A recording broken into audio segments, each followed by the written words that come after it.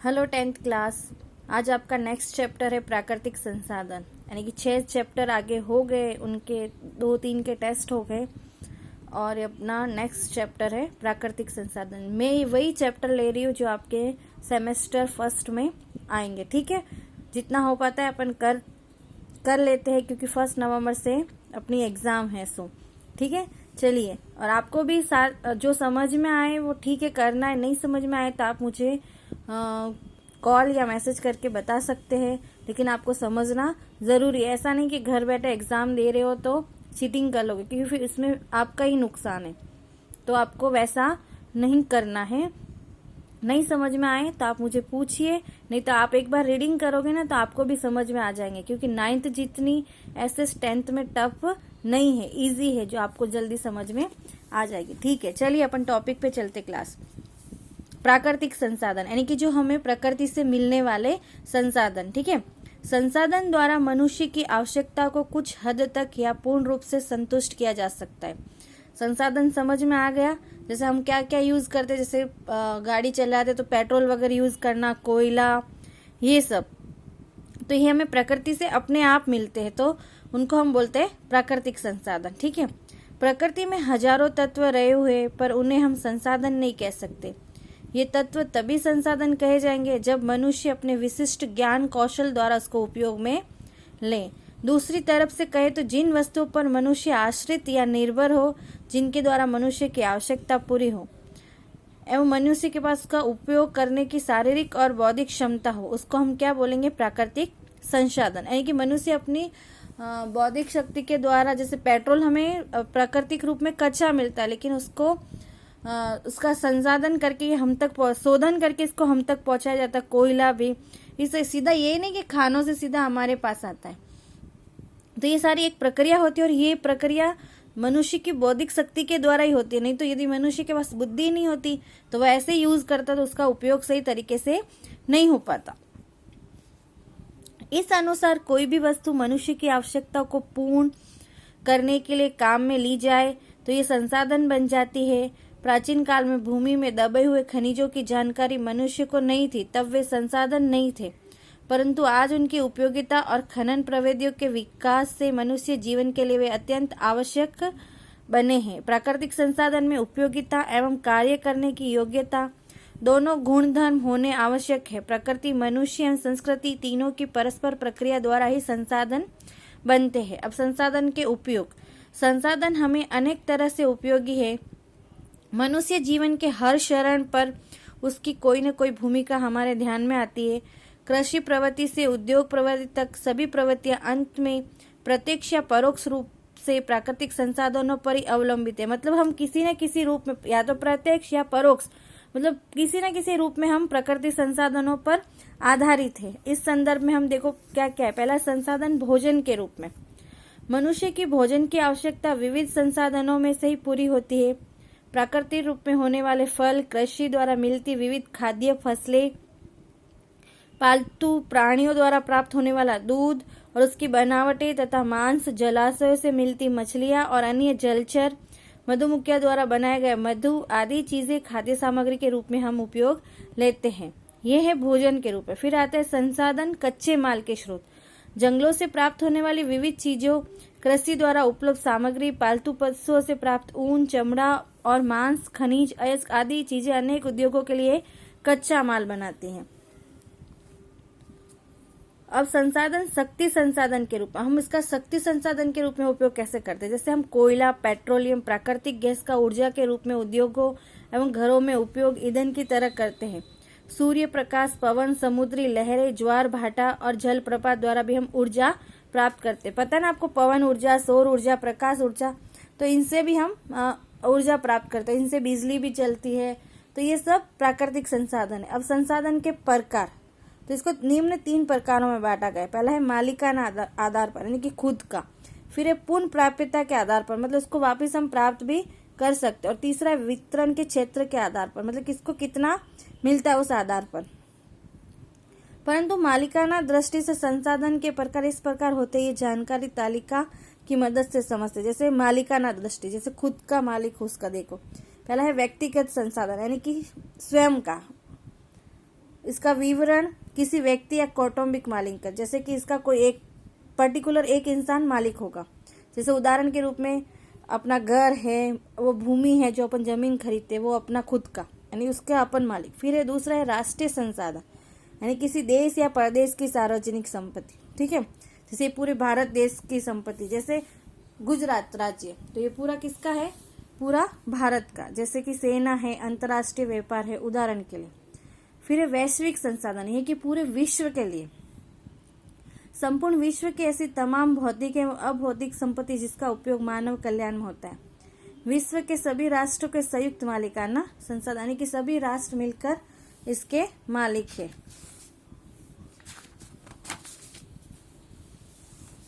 अब संसाधनों के वितरण के आधार पर सर्वसुलभ संसाधन, यानी कि सबको बहुत आसानी से मिलने वाले तथ्य, वातावरण में रही उपयोगी वायु, ये सबको आसानी से मिल जाती है, इसके कोई पैसे नहीं लगते, जैसे ऑक्सीजन, नाइट्रोजन। फिर सामान्य सुलभ संसाधन, सामान्यतः मिले ऐसी है, जैसे भूमि है, जमीन है, जल गोचर है।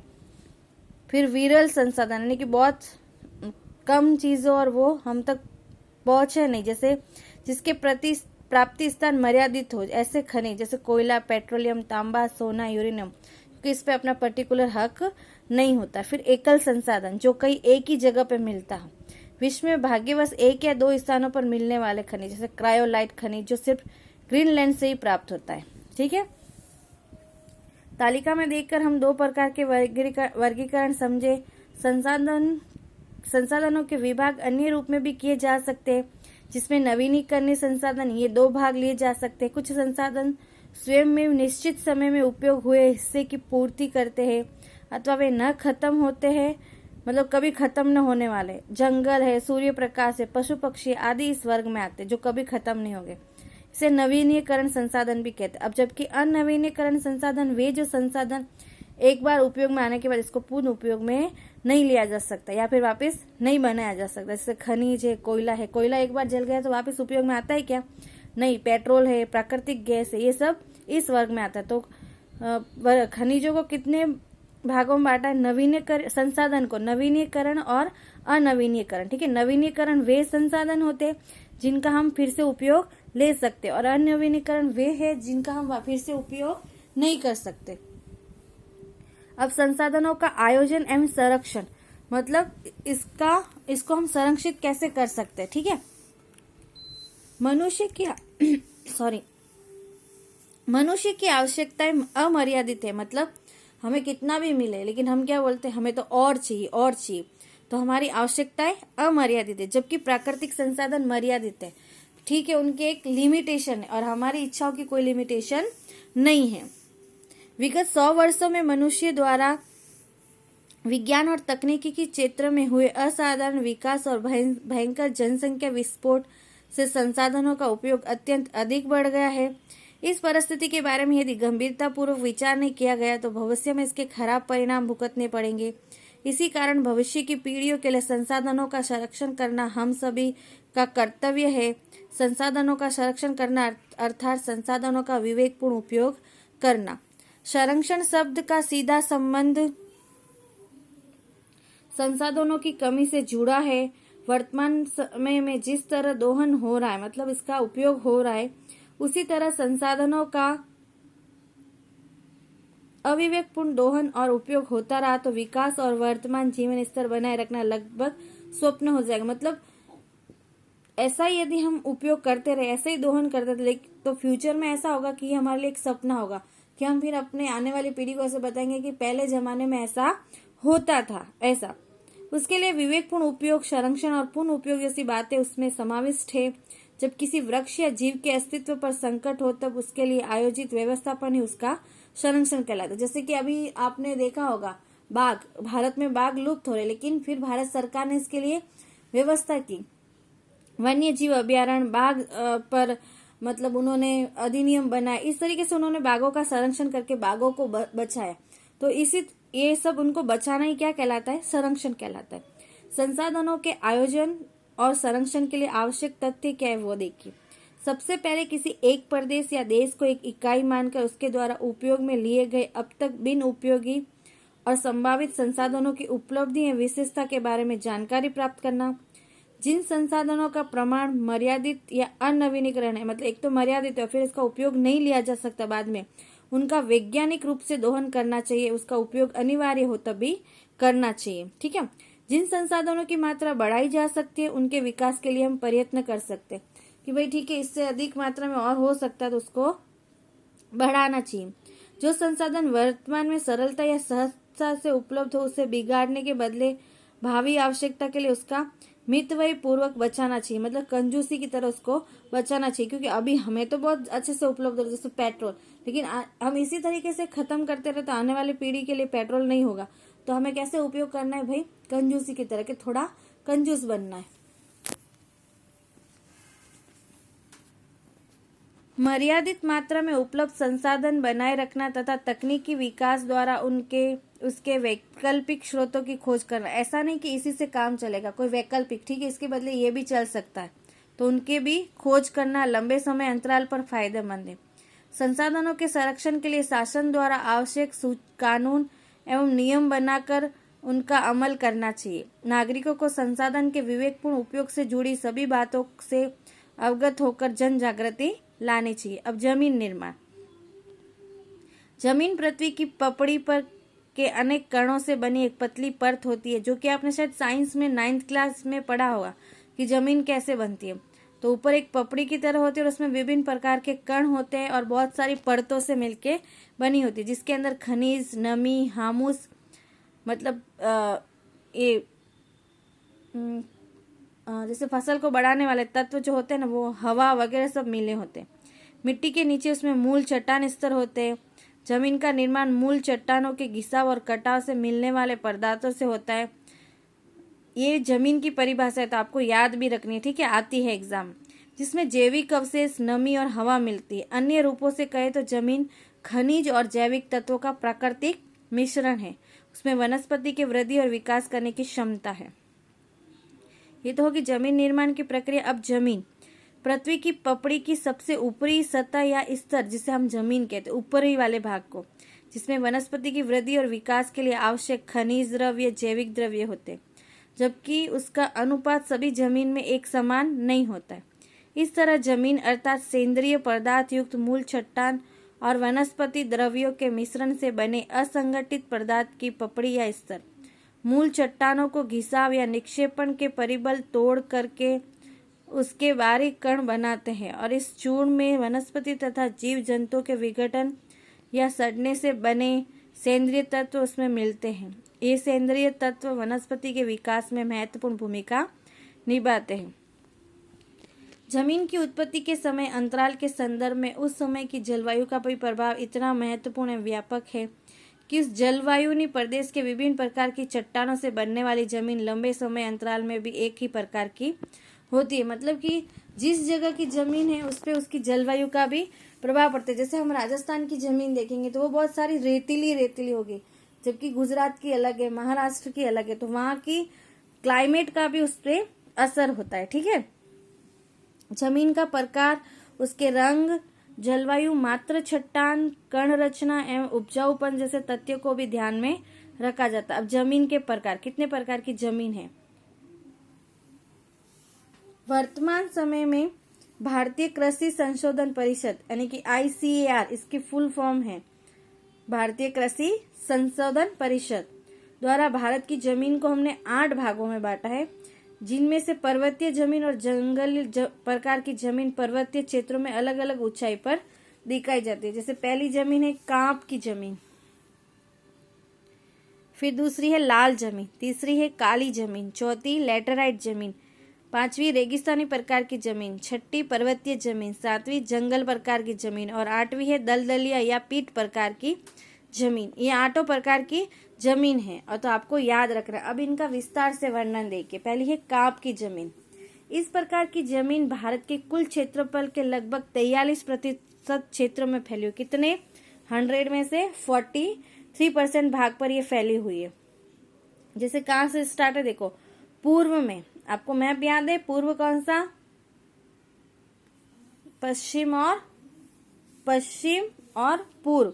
तो उस साइड से पूर्व में ब्रह्मपुत्र की घाटी से प्रारंभ कर पश्चिम में सतलज नदी, वापिस इस साइड गुजरात की साइड तक उत्तर भारत ऊपर वाला, आपको पता है दिल्ली वगैरह का उत्तर भारत का मैदान, फिर दक्षिण वापिस नीचे की तरफ नर्मदा, तापी, महानदी, गोदावरी, कृष्णा और कावेरी घाटी के क्षेत्रों में, और इनमें से महानदी, गोदावरी, कृष्णा और कावेरी घाटी के क्षेत्रों में, और इनमें से कावेरी के मुक्त त्रिकोण प्रदेश में इस प्रकार की जमीन आई है। काप की जमीन का निर्माण नदियों के द्वारा निक्षेपित काप के आभार, यानी कि नदियों के द्वारा जो उनके साथ आती है ना मिट्टी, उनके द्वारा निर्माण होता है, वो उपजाऊ मिट्टी होती है। इस जमीन में पोटास, फास्फोरिक एसिड एवं चूने का प्रमाण अधिक दिखाई देता है, जबकि नाइट्रोजन और नमी की मात्रा कम प्रमाण में दिखाई जाती है। यदि इस जमीन में दलहन वर्ग की फसलें ली जाए, यानी दालें ली जाए, तो इसमें नाइट्रोजन की स्थिरता का प्रमाण बढ़ाया जा सकता है, यानी कि नाइट्रोजन की मात्रा इसमें कम होती है, तो उसमें हम यदि दालों की पैदावार करें तो बाद में इसमें नाइट्रोजन की मात्रा आ जाएगी, क्योंकि दालों के जो पीछे वाले पौधे होते हैं उसमें नाइट्रोजन का अवशेष होता है। इस प्रकार की जमीन में देखो गेहूं, धान, गन्ना, पटसन, कपास, ये कपास के लिए बहुत ज्यादा अच्छी मिट्टी होती है, मकई और तिलहन आदि फसलें ली जा सकती है। अब दूसरी है लाल मिट्टी। ये देखो, ये मैप है, आपको एक बार बनाना है कि सारी मिट्टियों के देखो अलग अलग दिए रखे, ये देखो, ठीक है, ये उत्तर, दक्षिण, पश्चिम, पूर्व, और ये पूरा मैप है, तो ये आप लोगों को बनाना है और देखना भी है, क्योंकि एग्जाम में पूछते हैं कि लाल मिट्टी कहाँ पाई जाती है, काली मिट्टी कहाँ होती है, तो वो क्षेत्र पूछेंगे आपको, ठीक है। लाल जमीन भारत के कुल क्षेत्रफल के लगभग 19% क्षेत्रफल में फैली हुई है। दक्षिण के द्वीपकल्प में तमिलनाडु से लेकर उत्तर में बुंदेलखंड तक एवं पूर्व में राजमहल की पहाड़ियों के पश्चिम में कच्छ तक वह फैली है। राजस्थान में इस प्रकार की जमीन दिखाई देती है। इस जमीन में फेरिक ऑक्साइड की उपस्थिति के कारण इसका रंग लाल होता है। अंडरलाइन कर लो, लाल मिट्टी का रंग किस कारण लाल होता है? फेरिक ऑक्साइड के कारण। तथा वह नीचे जाने पर पीले रंग में बदलता है। इन जमीनों में चूना, कंकड़ और कार्बोनेट नहीं पाए जाते। इस जमीन में अधिकांश मैग्नीशियम, फॉस्फेट, नाइट्रोजन और पोटास की कमी दिखाई देती है। इस प्रकार की जमीन में बाजरी, कपास, गेहूं, ज्वार, अलसी, मूंगफली, आलू इत्यादि फसलें ली जाती है। तीसरी है काली जमीन, यानी कि काली मिट्टी। काली अथवा रेगुड़ जमीन भारत के क्षेत्रफल के लगभग 15% क्षेत्रफल में फैली है। इस जमीन का उद्भव दक्कन के लावा के बीचने से हुआ है। मतलब कि जो ज्वालामुखी निकलती है तो जो लावा निकलता है ना, फिर जो बाद में राख बन जाता है, उसके द्वारा इसका निर्माण हुआ है। समग्र महाराष्ट्र यानी कि पूरा महाराष्ट्र, पश्चिमी मध्य प्रदेश, आंध्र प्रदेश एवं कर्नाटक का कुछ भाग आदि जगहों पर इस प्रकार की जमीन देखने को मिलती है। गुजरात में सूरत, भरूच, डांग, तापी एवं वडोदरा जिले की जमीन इस प्रकार की है। इस जमीन के निर्माण में लावैक चट्टानों और जलवायु की भूमिका मुख्य है। लोहा, चूना, calcium, potash, aluminium, magnesium carbonate का प्रमाण अधिक दिखता है। इसका उपजाऊपन अच्छा माना जाता है, मतलब इसमें फसल अच्छी होती है। इस जमीन की नमी संग्रह शक्ति काफी अधिक होती है, मतलब ये पानी ज्यादा देर तक सोके रखती है। जब नमी सूख जाती है तब इसमें दरार या भंग यानी कि ऐसे टूट जाती है। इस प्रकार की जमीन में कपास, अलसी, सरसों, मूंगफली, तंबाकू एवं उड़द जैसे दलहन वर्ग की फसलें ली जाती हैं। कपास की फसल के लिए विशेष रूप से अनुकूल होने से इस जमीन को कपास की जमीन के रूप में भी पहचान सकते हैं, काली जमीन। ठीक है। चौथी है लैटेराइट या पड़खाऊ जमीन।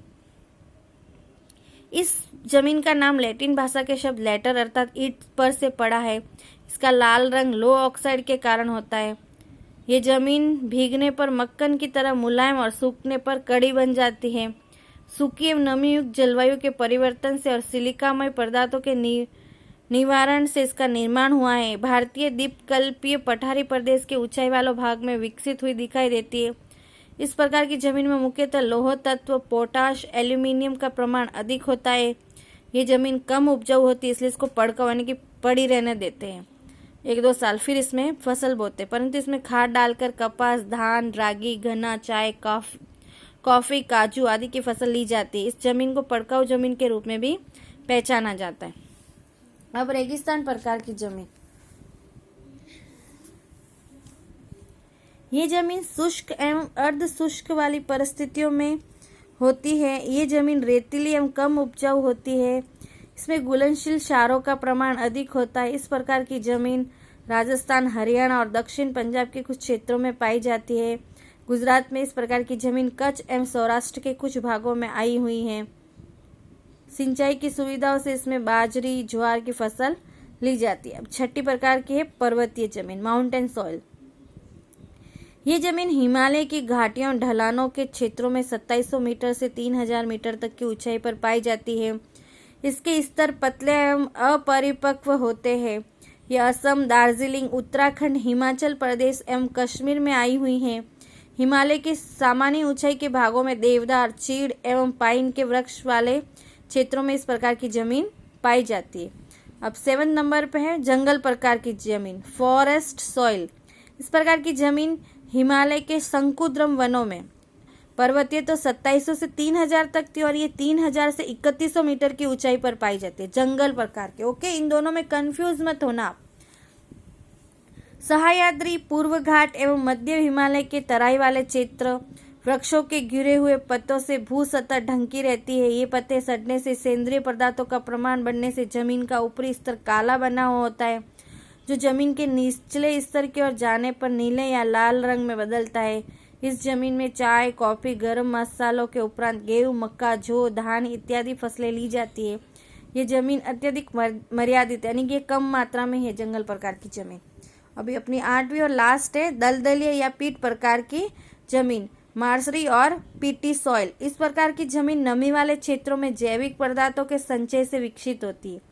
वर्षा ऋतु में ये जमीन पानी में डूबी रहती है, मतलब एकदम पूरा पानी भरा रहता है और पानी उतरने पर इसमें धान की कृषि की जाती है। इस जमीन में जैविक पदार्थों में सारों की बहुलता तथा फॉस्फेट एवं पोटाश की कमी होती है। ऐसी जमीन उड़ीसा, पश्चिमी बंगाल, तमिलनाडु के किनारे वाले भागों, उत्तर बिहार का मध्य भाग में, उत्तराखंड के अल्मोड़ा जिले में पाई जाती है और ये जमीन का क्षेत्र भी मर्यादित है।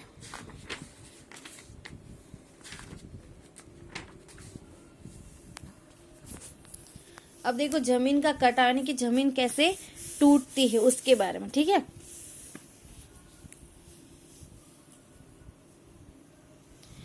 जमीन का कटाव अर्थात जमीन के कणों का गतिशील हवा या पानी द्वारा एक स्थान से दूसरे स्थान पर स्थानांतरित होना। यानी कि हवा के द्वारा क्या होती है, तेज हवा आती है तो उसके साथ रेती भी उड़ के जाती है ना, तो उससे जमीन में नुकसान होता है। या फिर ज्यादा बारिश होती है तो उसके साथ भी बह के जाती है।